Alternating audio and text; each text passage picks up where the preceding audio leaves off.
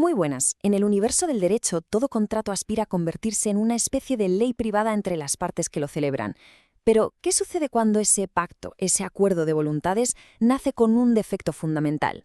Pues bien, en esta sesión magistral vamos a analizar con precisión quirúrgica dos conceptos clave del derecho contractual, la validez y la eficacia.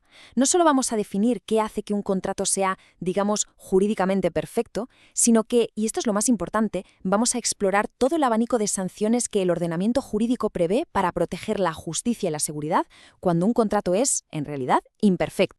Esta pregunta, que puede parecer simple, es en realidad el eje de todo nuestro análisis, porque en el ámbito del derecho, la perfección de un contrato no es una idea abstracta, no es filosofía, es un estándar técnico, muy riguroso. Un contrato se considera perfecto solo y exclusivamente si cumple con una serie de requisitos esenciales que la ley exige. En los próximos minutos vamos a desvelar cuáles son esos requisitos y, sobre todo, vamos a analizar las consecuencias jurídicas que se desencadenan cuando alguno de ellos falla. Aquí tenemos nuestra hoja de ruta para la sesión de hoy. Empezaremos por establecer el ideal, el modelo de un contrato válido y eficaz. A partir de ahí, nos adentraremos en el terreno de la invalidez, distinguiendo sus diferentes tipos. Después, entraremos de lleno a analizar en profundidad las figuras de la nulidad, la anulabilidad y la rescisión. Y para terminar, cerraremos con una síntesis, un cuadro global de las sanciones civiles para que todo quede bien claro. Muy bien, pues vamos a empezar por el principio como debe ser. Antes de diagnosticar llamémoslas patologías de un contrato, es absolutamente fundamental que comprendamos su estado de salud ideal. Por lo tanto, la primera pregunta que debemos hacernos es, ¿qué significa con exactitud que un contrato sea válido y al mismo tiempo eficaz? Fijaos, aquí reside una distinción que es crucial. La validez se refiere al momento de la formación del contrato. Es su nacimiento correcto desde un punto de vista legal. Para que un contrato sea válido, debe tener consentimiento, objeto, causa y solo cuando la ley así lo exige, una forma determinada. La eficacia, por otro lado, es su capacidad para producir efectos jurídicos. Y aquí está la clave. Un contrato puede ser perfectamente válido, pero temporalmente ineficaz. Pongamos un ejemplo muy claro. Un contrato de compraventa sujeto a una condición suspensiva, como te venderé mi casa si me conceden el traslado de trabajo a otra ciudad. El contrato es válido desde el momento en que se firma, pero solo será eficaz, es decir, solo producirá sus efectos si esa condición llega a cumplirse. Bien, ahora que ya conocemos el ideal, el contrato sano, vamos a sumergirnos en el terreno de la invalidez. La primera gran clasificación que debemos hacer se basa en un criterio temporal. La pregunta es, ¿en qué momento surge el defecto que vicia el contrato?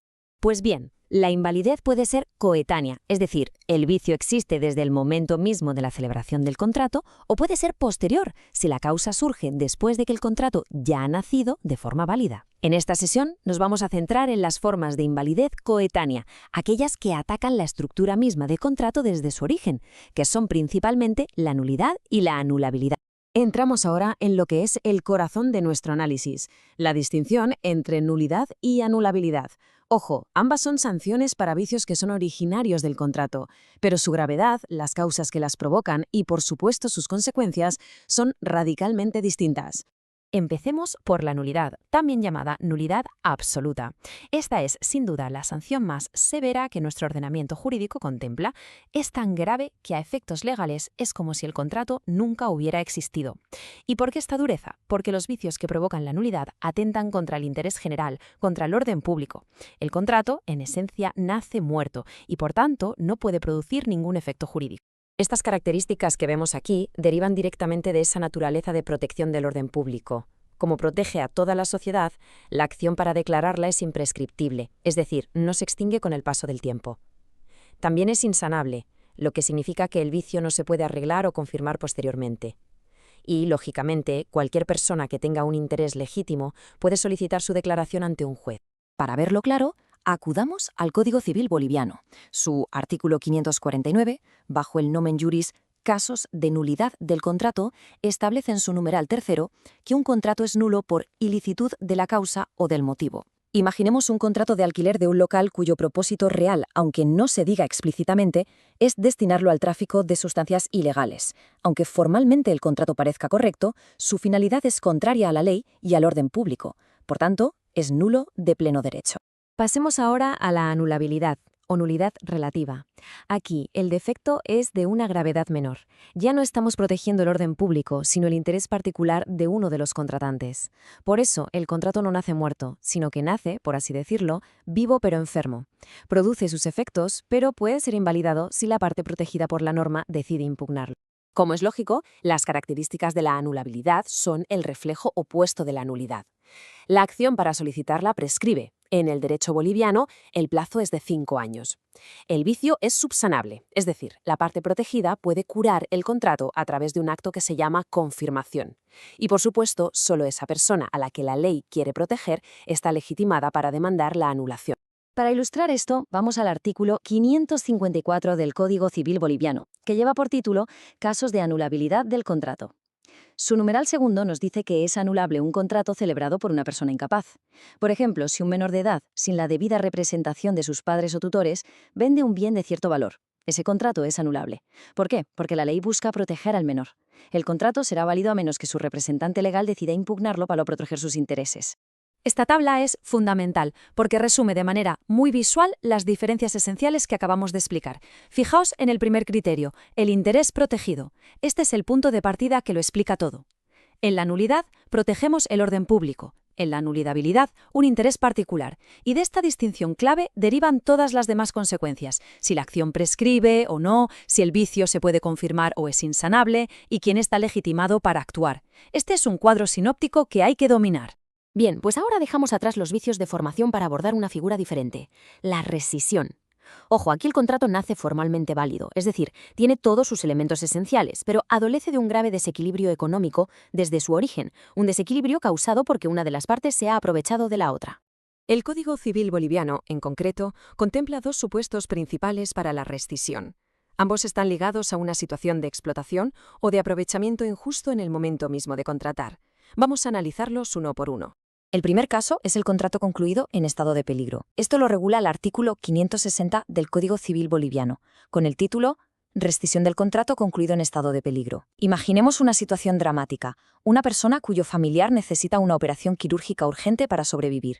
Un médico, conociendo esa desesperación, le exige el pago de unos honorarios absolutamente desorbitados.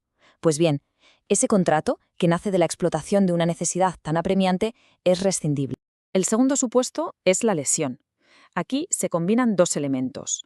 Por un lado, un elemento subjetivo, la explotación de la necesidad, la ligereza o la ignorancia de una de las partes. Y por otro, un elemento objetivo, una desproporción evidente y además cuantificable entre lo que se da y lo que se recibe en el contrato. Y aquí tenemos el requisito objetivo clave tal como lo establece el artículo 561 del Código Civil boliviano, titulado Rescisión del contrato por efecto de la lesión. La norma es muy clara. La acción de rescisión por lesión solo procede si el perjuicio supera la mitad del valor de la prestación. Por ejemplo, si una persona ahogada por deudas urgentes vende una propiedad que está valorada en 100.000 por tan solo 40.000, como el perjuicio 60.000 es superior al 50% del valor, 50.000, ese contrato es rescindible por lesión.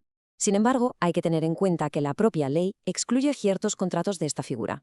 Es el artículo 562 del Código Civil boliviano, bajo el título Contratos excluidos del régimen de la lesión, el que nos dice cuáles son. Por ejemplo, en un contrato a título gratuito como una donación, no hay contraprestación, así que es imposible que haya desproporción. O en los contratos aleatorios, como un contrato de seguro, donde el riesgo es un elemento esencial y, por tanto, no se puede medir el equilibrio de antemano. Y ya para concluir, vamos a consolidar todo lo que hemos aprendido. Este cuadro final nos va a ofrecer una visión panorámica, una visión comparada de las distintas sanciones, lo que nos va a permitir ordenar y sobre todo diferenciar cada una de las figuras jurídicas que pueden afectar a la vida de un contrato. Este cuadro es la síntesis perfecta de nuestra sesión. Fijaos cómo diferencia claramente las sanciones según su causa y su efecto.